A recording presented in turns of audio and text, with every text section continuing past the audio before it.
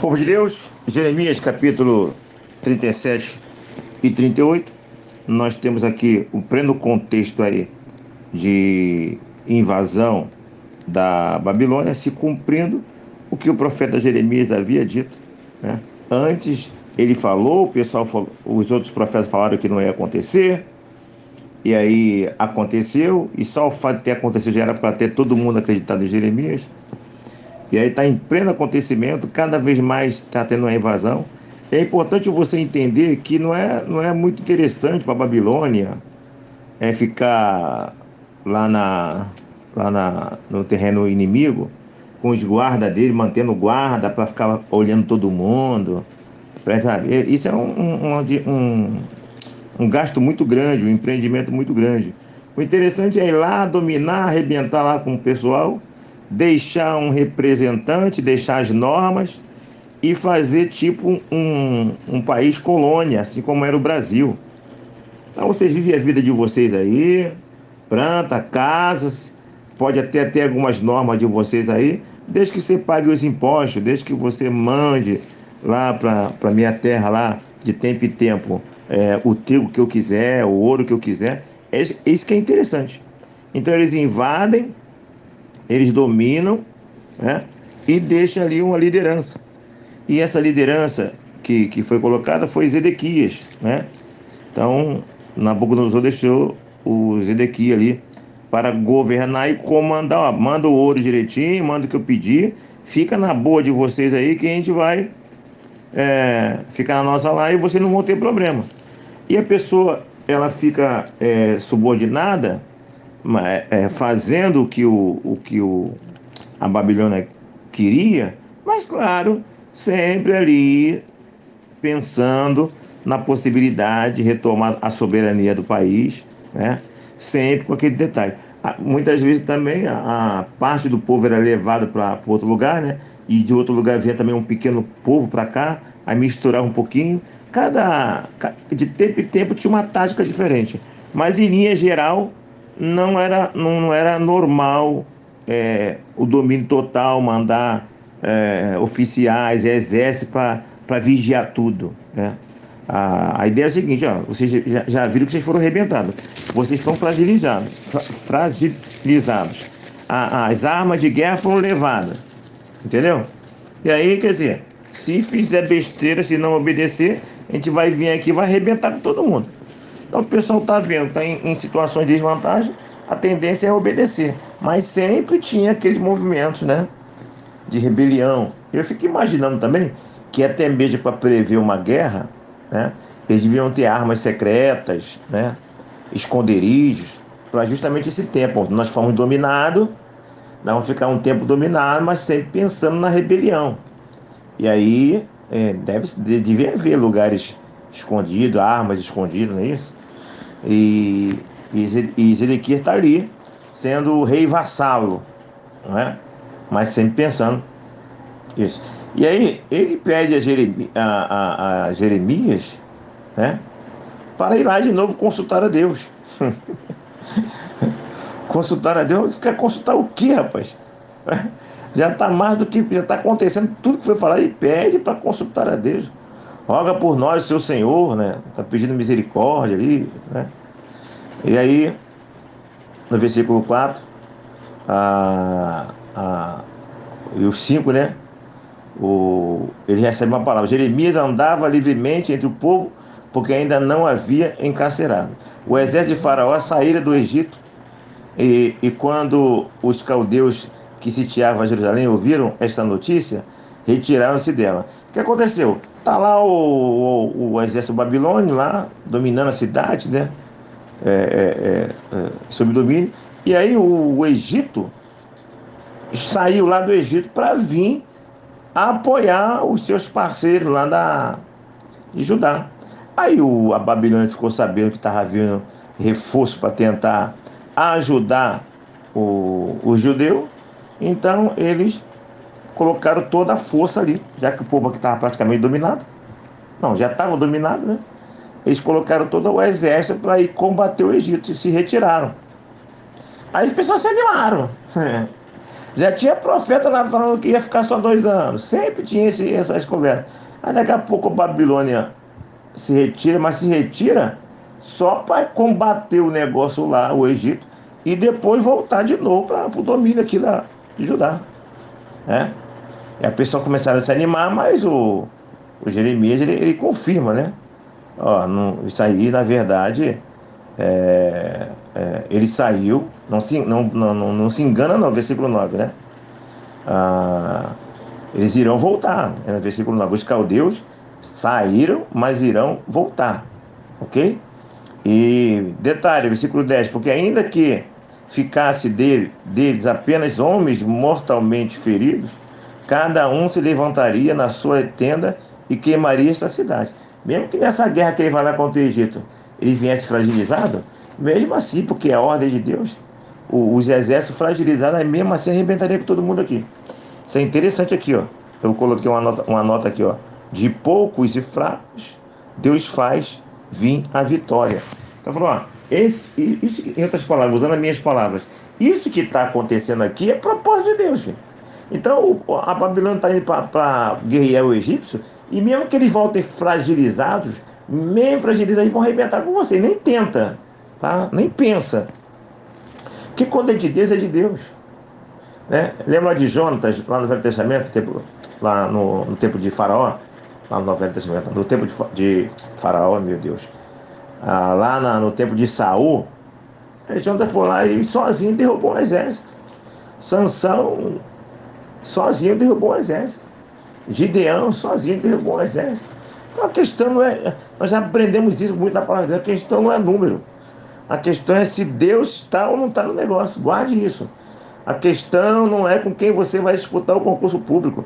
A questão não é a tua capacidade, sabe? A questão maior é: Deus está comigo nesse negócio? Deus está nesse negócio? Essa é a questão. Né?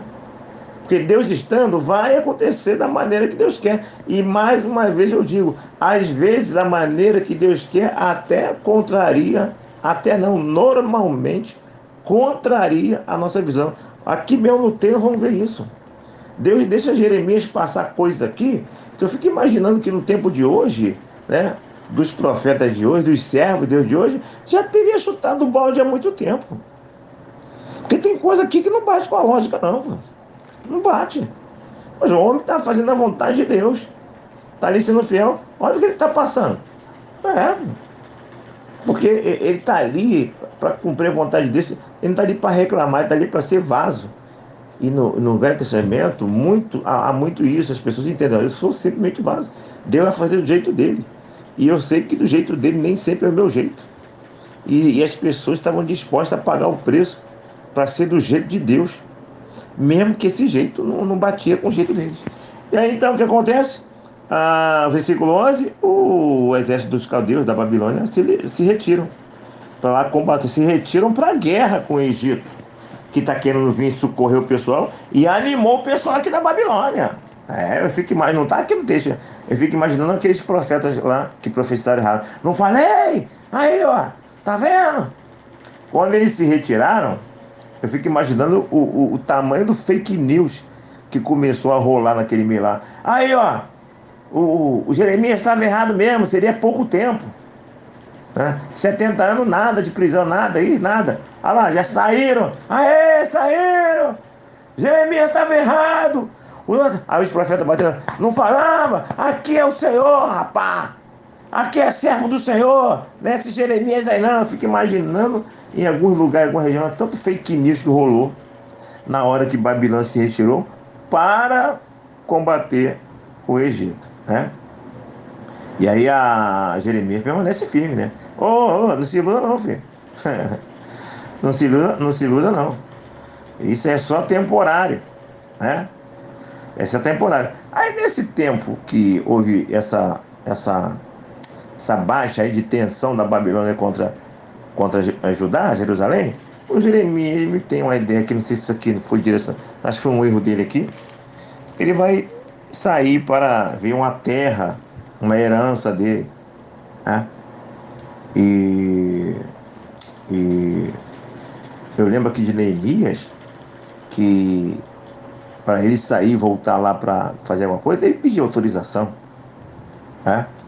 E Jeremias aqui não pediu autorização.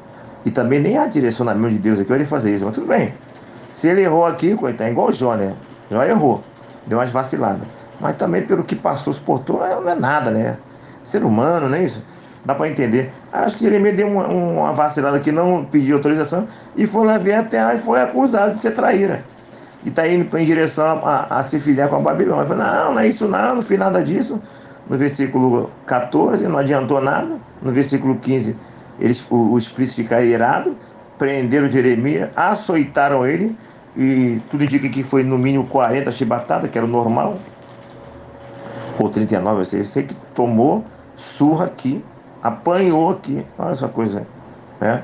No dia de hoje, é o profeta apanhando, o pessoal não admite nem ser preso, ainda mais apanhar no dia de hoje. Apanhou feio, e aí meteram ele no cárcere. Esse cárcere aqui é um cárcere, aqui não falo detalhe desse cárcere, nesse primeiro cárcere aqui, mas é um cárcere ruim, Jeremias vai pedir depois para não ser levado para ali, né? Ficou ali muitos dias, tá vendo? Muitos dias. Ó, cela do calabouço. Filho. É complicado, né? Então, ele fica ali preso por muitos e muitos dias, né? Eu fiz uma anotação aqui, cadê? Quando tudo estava sob controle,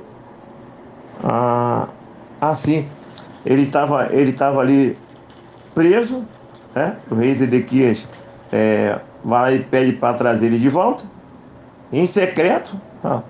Esse rei Zedequias está fazendo tudo em secreto. Ele teme muito mais a homens do que a Deus, né? Então, uma coisa de secreto. Ele é rei, cara. Não tem que falar de secreto, não. Ele é rei, filho. Mas está fazendo em secreto, né? E aí está querendo sair. Tem uma coisa nova do Senhor. Porque está esperançoso. Afinal de contas, a Babilônia se retirou, será? Ele está na dúvida. Os outros profetas tinham falado uma coisa. E agora, será que de repente é isso mesmo? Mudou alguma coisa? Aí tira os Zedequias da prisão, do cárcere, do calabouço. E o que ele vai falar? Ele vai se manter firme, filho. Ele não vai readar, não. Ele podia chutar o bote e profetizar, começar a falar o que o pessoal quer. Ele podia ficar chateado com Deus, como outros ficaram na história. Ele sai da prisão lá, ele apanhou muito. Ele fala, não adianta não, vai acontecer. Se o senhor não se render, vai morrer o senhor, seus filhos, né? O senhor vai ser preso, né? Vai ter desgraça. Faz o que eu estava falando anteriormente. Se renda, compra, não mostra resistência. Não mostra resistência que é furada.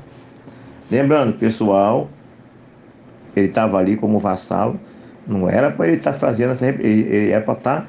Observe que ele não tinha nem ido preso, tá? Ele ficou lá como vassalo para cuidar do pessoal sob o domínio babilônico, né? E ele está querendo ter a soberania. O certo, pela profecia, era ele não se rebelar, é ele se submeter à Babilônia, porque isso é a vontade do Senhor, né? E Jeremias continua falando a mesma coisa, que era a palavra certa, né? Só fica pedindo para falar a verdade aí, mas não vai ouvir, né? Não pode falar, então vou falar. Então o Senhor vai continuar assim, vai acontecer como está sendo dito, não vai mudar nada, né? Não tem esperança, não. Babilônia saiu, mas está voltando. Versículo 21. Então ordenou o rei Zedequias que pusessem a Jeremias no ato da guarda, e cada dia deram-lhe um pão da rua dos padeiros, até acabasse todo o pão da cidade. Assim ficou Jeremias no ato da guarda. Então o rei tirou ele de lá de onde ele estava preso, que é um lugar que não era uma prisão, que já tinha sofrimento. Jeremias pediu isso, suplicou, né?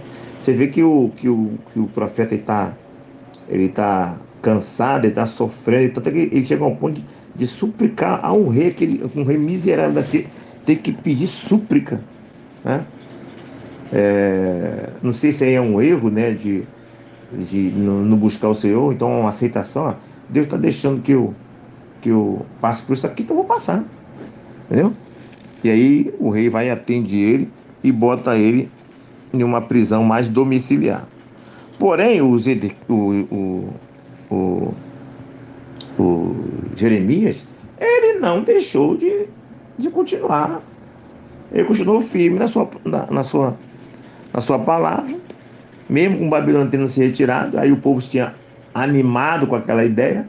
Aí de novo há um levante, né, de que o Jeremias continuou com aquela palavra dele.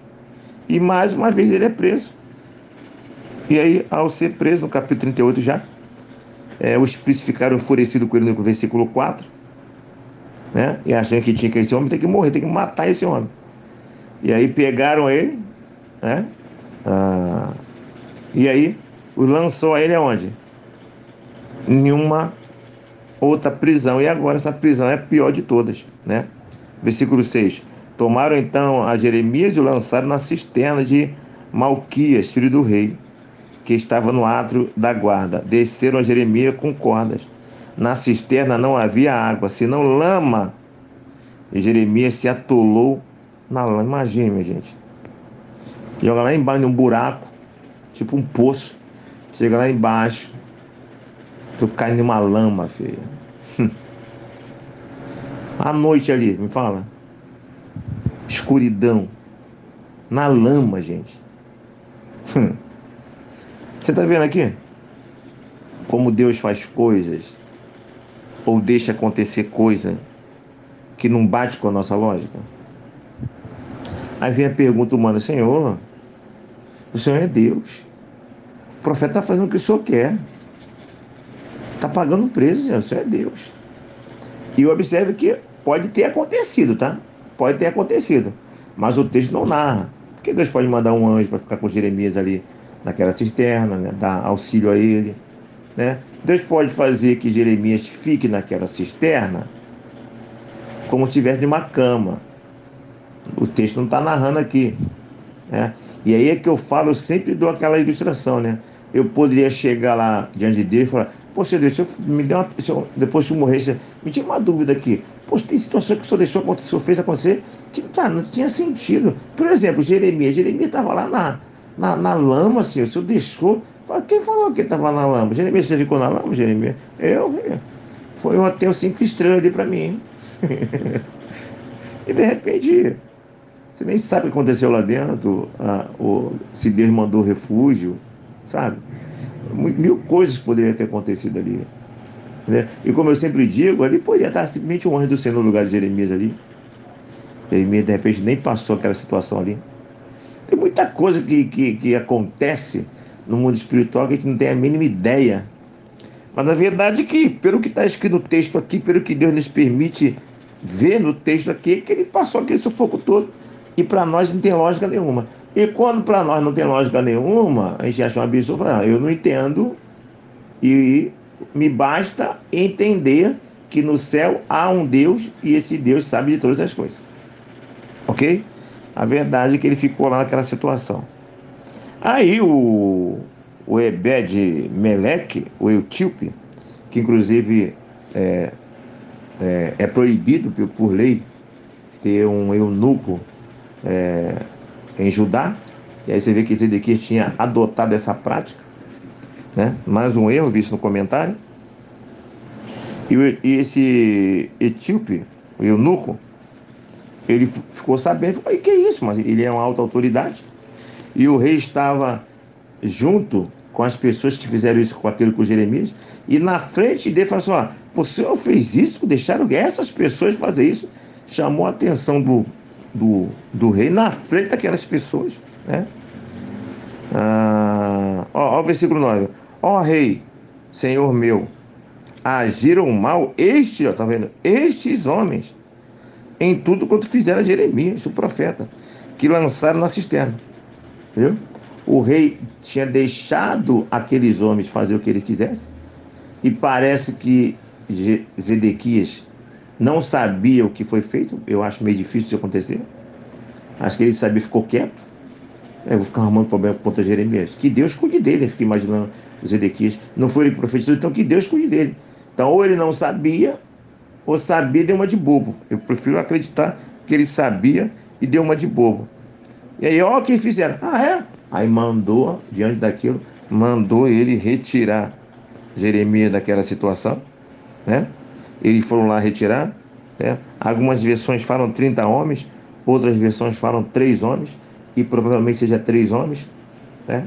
Às vezes o hebraico é meio duvidoso, e aí foram lá retirar o Jeremias. Aí depois que retirou o Jeremias, ele já estava em uma prisão. Depois foi mandado para outra prisão mais simples.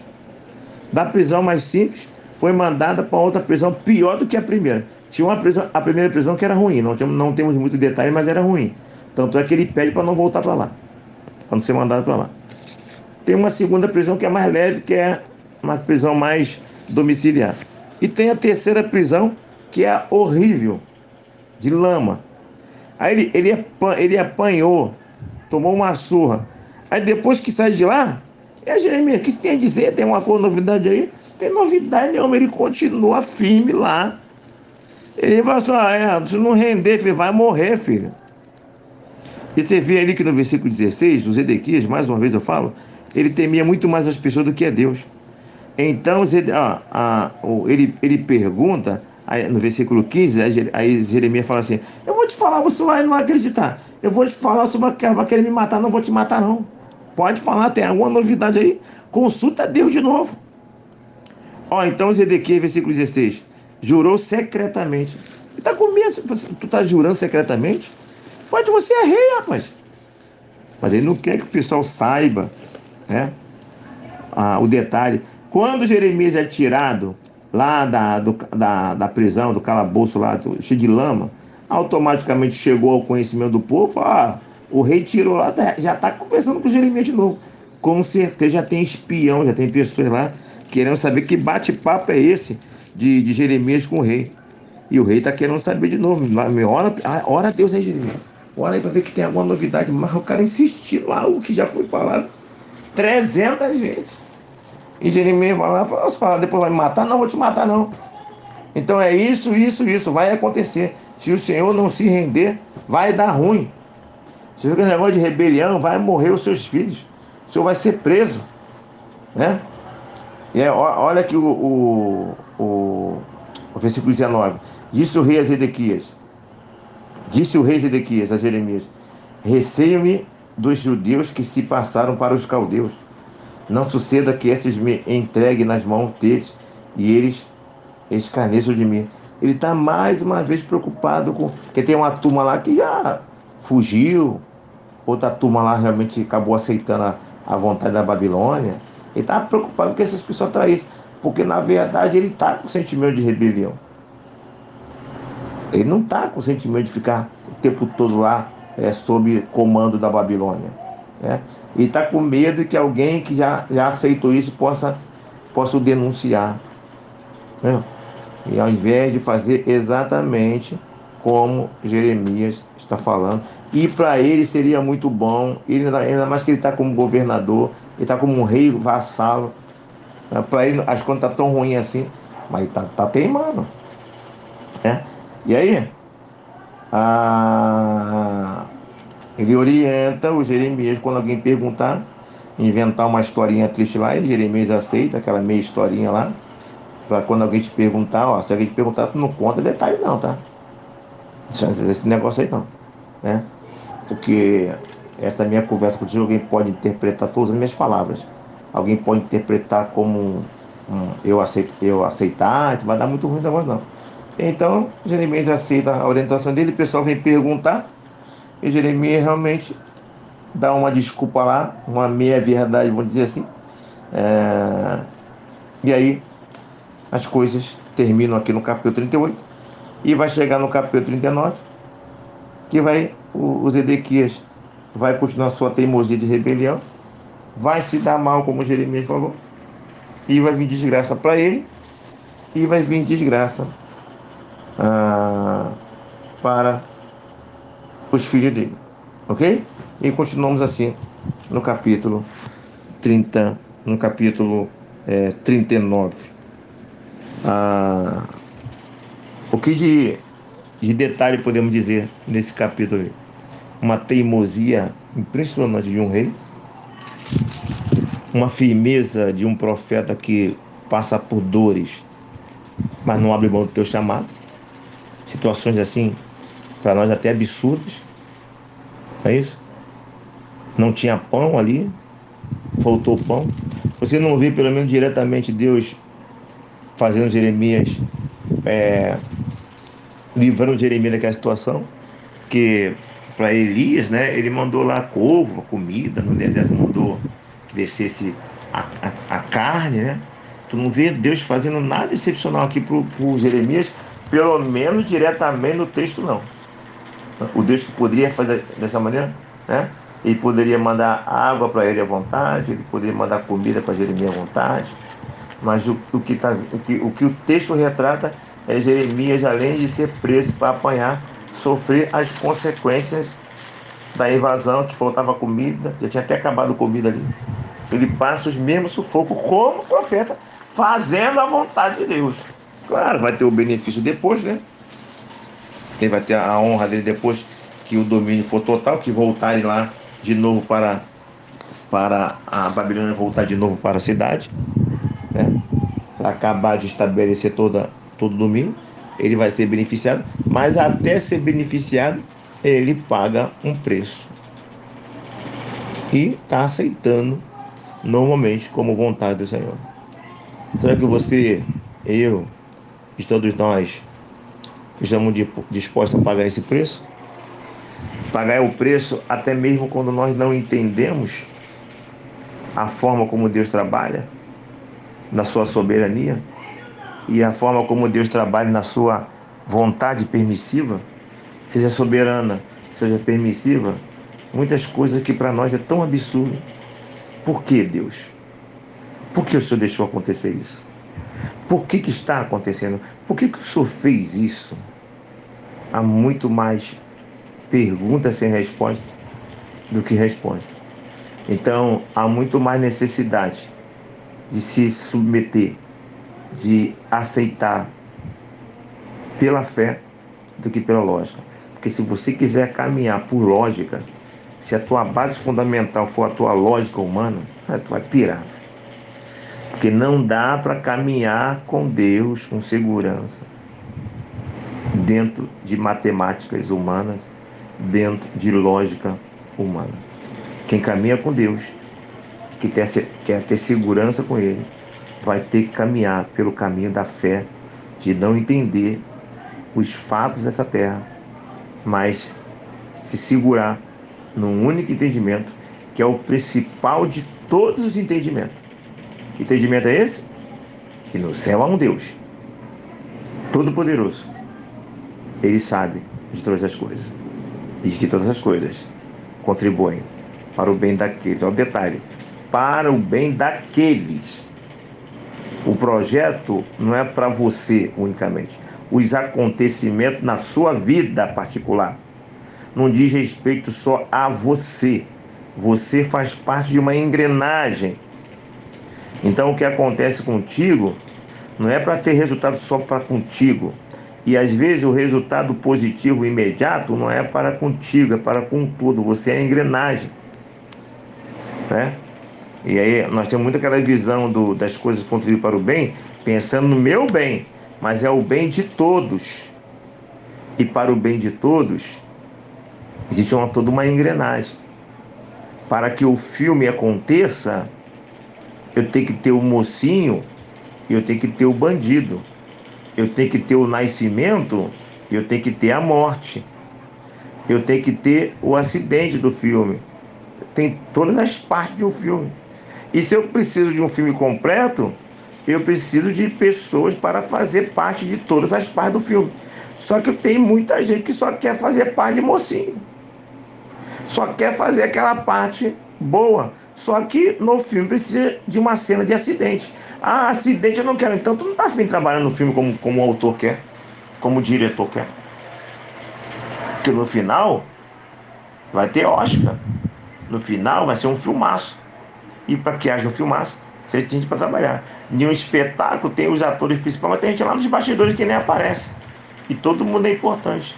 Para que o Brasil, o mundo gire, nós temos os médicos e nós temos os lixeiros. Ai do Brasil sem o trabalho do lixeiro. Todo mundo é importante. É isso. Aqui, Pastor Renê. Pense em todas essas coisas e que Deus